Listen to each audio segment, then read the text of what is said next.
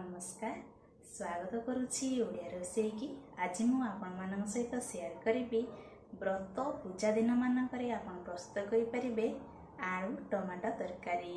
आशा करुछि आज रे रेसिपीटी आपण माननकु भल लागिबो। जदि हम चैनल रे आपण माने नुवा ए पर्यंत सब्सक्राइब करना दी ताहाले वीडियो टी लाइक करी सब्सक्राइब कर देबे।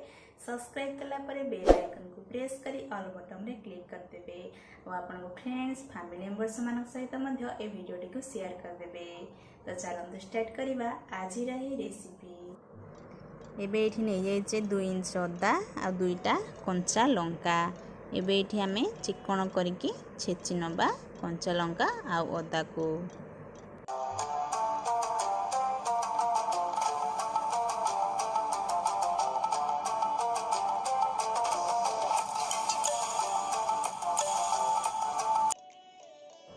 एबे एठी कड़े रे दे दबा हमें रिफाइन तेल। तेल ये गरम हो गला परे दे दबा 1 टीस्पून जीरा। एबे एठी जीरा फुटी जाइछि तापर दे दबा एठी भृसंग पत्र।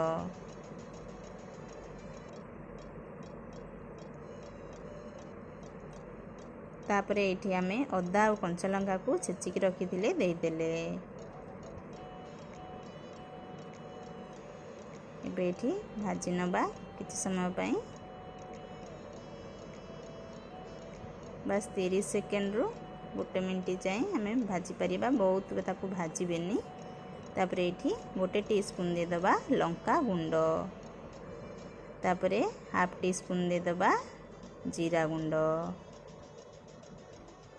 मिक्स करि नबा। आको आपण लो फ्लेम रे करिवे नले लंका गुंड जीरा गुंड पोड़ी जीवो। तापरे काटिकी रखिथिबा 3टी बड़ साइज रो टमाटो को दे दबा।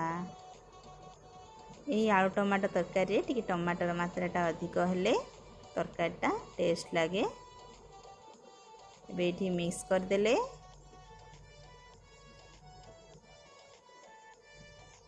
तापरे एठी हमें कवर दे दबा 5 मिनिट पई। एबे एठी कवर बाहर कर नेचे टमाटो मध्ये एठी सॉफ्ट हेइची। एही परी मास करि नबा टमाटो को। तापर एठी दे दबा सिझा आलू। मु एठी 4टा आलू को सिझे देइथली ताको मास करि नेची। एबे एठी दे देली।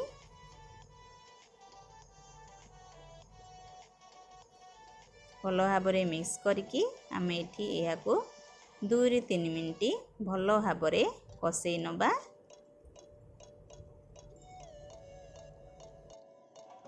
तापर एठी टेस्ट अनुसार लुण दे देले। एबे एठी 1 टीस्पून चीनी दे देले टेस्ट को बैलेंस करिया पई। चीनीटा ऑप्शनल अछि आपनको इच्छा मुताबिक आपन देले हबो न देले मध्ये हबो। एबे एठी भलो भाबरे आमे कसेई दबा।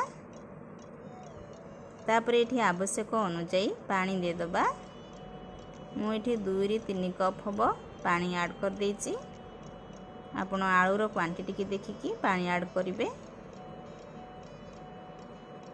एटी भलो भाबरे मिक्स करि नेचे।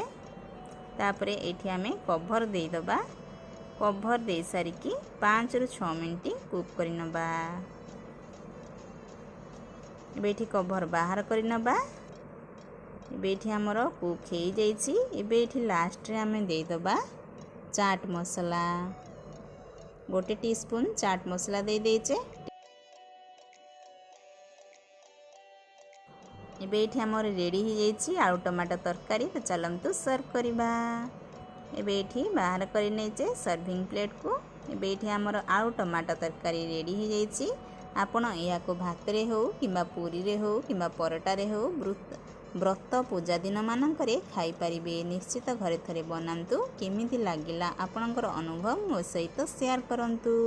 देखा हबा आ एक न्यू वीडियो न्यू रेसिपी सहित रहुछि। Thank you. जय जगन्नाथ।